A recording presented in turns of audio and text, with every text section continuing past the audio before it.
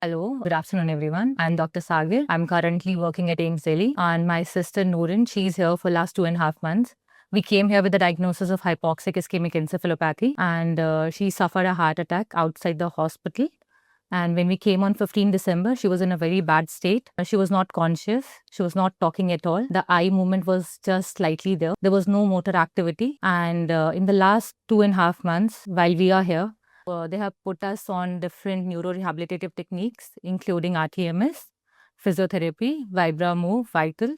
Now she's in a better state. She recognizes people around her. She recognizes family and extended family also. She recognizes her colleague. She knows where she is right now. And the motor function is also improving. So we are extremely grateful to the entire team of IBS Hospital. My special thank is for Dr. Sachin Kandari, Dr. Divakar Sharma. So there are so many junior residents who are also coming and seeing her day in, day out. So I'm thankful to everybody, including the house staff, the nursing, and the managing staff as well. So we are very thankful. We have a lot of gratitude for all of you. Thank you. Noreen was transferred to us from another hospital in a very, very bad shape. Then she had suffered a cardiac arrest while undergoing anesthesia for a medical procedure, and for many months there was no improvement.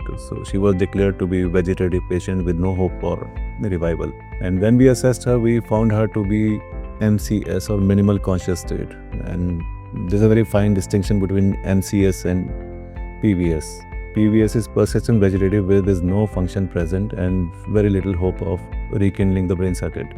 Whereas in minimal conscious state, we see some kind of activity. It might be very nascent, very small, not measurable or not identifiable as a functional aspect. And then our approach was to identify the brain circuitry which has been affected and try to intervene in the brain circuit to resurrect the imbalance in the current. This aspect of neurosciences, where you interfere in a brain circuit to recorrect it, is called interventional neurorehab.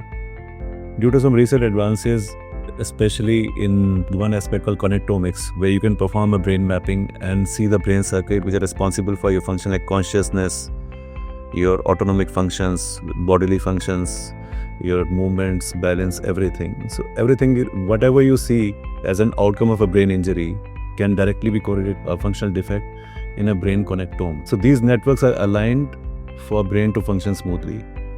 Whenever you have a cardiac arrest or a hypoxic injury, as we said, hypoxia is lack of oxygen. So brain has to preserve the body function of respiration and survival first.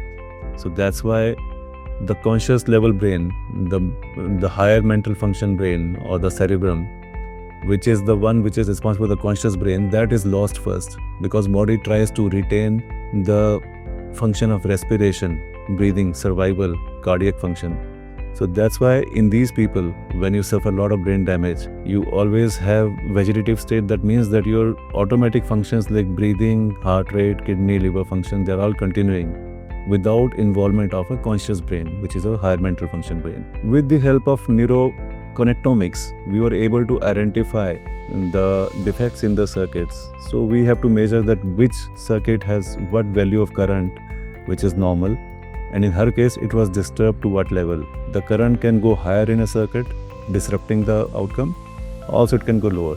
So we identify the circuitry, we find what function that circuit is performing, how is it affected. And then by special navigation device, we try to locate that on the skull surface, like what angle it is at, which fiber is affected, how deep is it from the surface, and what is the amplitude of the current that we need to restore. And then we try to perform this correction of the current by a deep TMS. So TMS, or transcranial magnetic stimulation, is a very known method by which, by magnetic stimulation on the brain surface, you can alter the current in a circuit. A deep TMS is something which is new, that it can penetrate deeper into the brain. So if the brain fiber that we want to correct is lying 5 centimeters down in the brain, so deep TMS can reach it and normal TMS cannot reach it.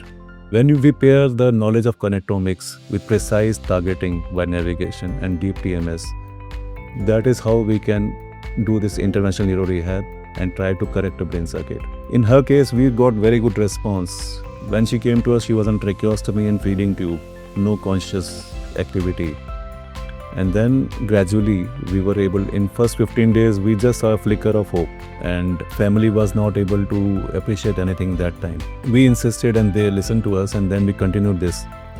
And in next 1.5 months, and now she is off tracheostomy, the tube has been taken out, she is eating by herself with some support, but she is no problem swallowing.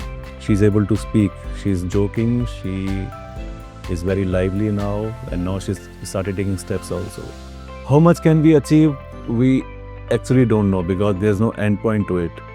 But we need to keep modifying this treatment, add more modalities to now function on higher mental function as well as a balancing in walking. Thank you.